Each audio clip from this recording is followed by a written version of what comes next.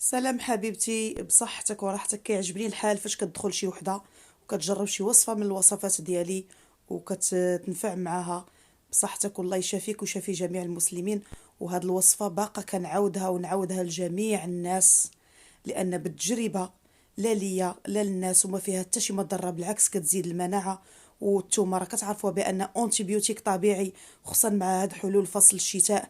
كيقوى لي كولمون ديال لوني، كتقوى الكحبه، كيقوى البرد، كيقوى بان الانسان كيعمر له الصدر ديالو وما كيعرفش كيفاش يخويه.